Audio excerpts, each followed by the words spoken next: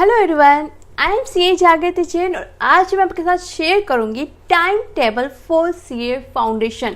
ये time table बहुत बहुत यूजफुल होने वाला है आपके लिए, क्योंकि मैंने इसे प्रॉपर सीए फाउंडेशन के सब्जेक्ट को देख कर ही बनाया है। टाइम टेबल स्टार्ट करने से पहले कुछ बातें जो आपको इसे फॉलो करते वक्त ध्यान देनी है। नंबर 1, ये जो टाइम टेबल होगा आपको वीक में 6 डेज फॉलो करना है। 1 डे जो आपका होगा संडे का, उसमें आपने जो पूरे वीक में स्टडी किया उसका रिविजन करना है। कोई प्रॉब्लम आ रही है, कोई टॉपिक है जहाँ पे आपको लग रहा है कि नहीं यार इतना अच्छा समझ नहीं आया, या फिर कोई वीकनेस आपको लग रही है, तो उस पर आपको काम करना है। संडे के दिन आपको आपके स्टडी का रिव्यू करना है कि आप जिस तरीके से, जिस मेथड से स्टडी कर रहे हैं उससे आपका एग्जाम तक कोर्स कंप्लीट हो जाएगा, रिवीजन हो जाएगा। यानी कि संडे आपका पूरा होगा रिवीजन के ऊपर। तो स्टार्ट करते हैं अपने स्टडी टाइम टेबल से। मैंने इसके लिए आपके पूरे डे को 5 स्टडी सेशन में डिवाइड किया है ताकि आप ज़्यादा प्रोडक्टिविटी से स्टडी कर पाए। तो सबसे पहली थिंग आपको करनी है, जितना जल्दी आप उठ सकते हो ना उठिए। मॉर्निंग में जितना जल्दी आप उठ जाएंगे आप उतना अच्छे से स्टडी को कवर कर पाएंगे। लेकिन अगर आप मॉर्निंग में नहीं उठ सकते तो जो मैं टाइम टेबल आपको बता रही हूँ, आप जब से उठते हैं तब से फॉलो करना स्टार्ट कर लीजिए। तो मैं मान रही हूँ आप 6 बजे उठ जाएंगे। 6 से लेकर आधा घंटा आप ले लीजिए, फ्रेशअप होना है, थोड़ी बहुत एक्सरसाइज करनी है, मेडिटेशन करना है, जो भी आपको करना है वो आप कंप्लीट कर लीजिए। आपका फर्स्ट सेशन रहेगा 6:30 से लेकर 9 AM तक। ये आपका मॉर्निंग सेशन होगा जिसमें आपको लो स्टडी करनी है।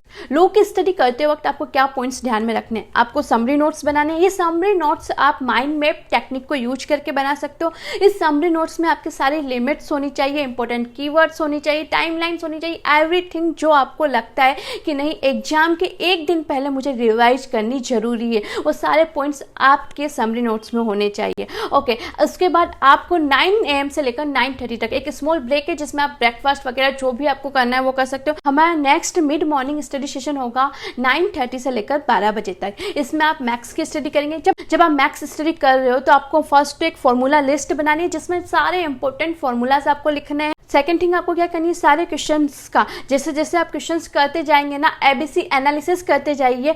जो क्वेश्चन आपको डिफिकल्ट लगा है उसको A मार्क कीजिए, जो आपको डिफिकल्ट नहीं लगा, इजीली हो गया है लेकिन आपको लगता है मुझे एक बार फिर से देखने की जरूरत है, उसको B मार्क कर दीजिए। और जो बहुत ही ज़्यादा सिंपल क्वेश्चन है उनको आप C मार्क कर दीजिए।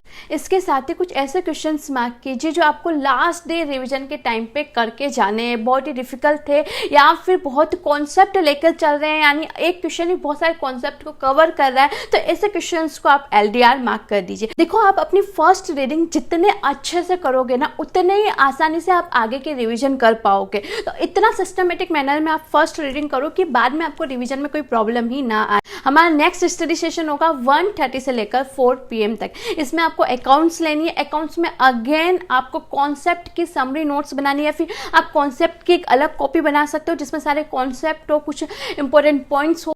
सेकेंड थिंग, आपको क्वेश्चन करते हुए ABC एनालिसिस करना है, LDR क्वेश्चंस मार्क करने हैं। एंड नेक्स्ट थिंग, जो भी क्वेश्चन आप कर रहे हो, कभी कभी क्या होता है पूरा क्वेश्चन हमें इजी लगता है लेकिन एक छोटी सी लाइन की वजह से, क्वेश्चन में जो एक छोटी सी लाइन होती है ना उसकी वजह से कुछ चीज़ें कंफ्यूजिंग हो जाती है या फिर कुछ चीज़ें डिफिकल्ट हो जाती है, तो आप उसे हाईलाइट कर देंगे। किसी क्वेश्चन में आपको करते हुए गलती हुई है तो उसके नीचे लिख दीजिए, यार मैंने इस क्वेश्चन को करते वक्त ये पॉइंट ध्यान में नहीं रखा था या फिर ये पॉइंट मुझसे मिस हो गया था, तो मुझे नेक्स्ट टाइम ध्यान में रखना है।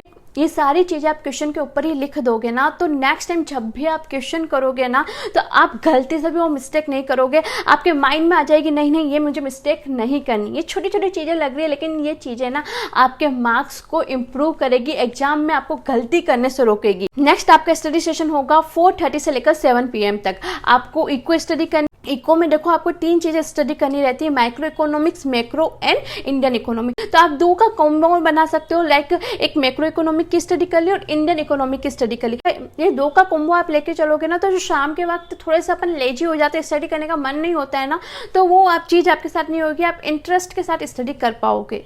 आपका नेक्स्ट स्टडी सेशन होगा 8:30 PM से लेकर 10 PM तक। इसमें आपको कुछ भी नया स्टडी नहीं करना है, आप चारों ही सब्जेक्ट स्टडी कर चुके हो। अब आपको करना क्या है, जो भी पूरे डे में आपने स्टडी किया ना उसका एक क्विक रिवीजन ले लीजिए। देखो आपको स्टडी करने में घंटा लगा होगा लेकिन उसको रिवाइज करने में 5 से 10 मिनट ही लगेंगे। ये हैबिट ना टॉपिक को लंबे टाइम तक याद रखने में रियली हेल्पफुल रहती है।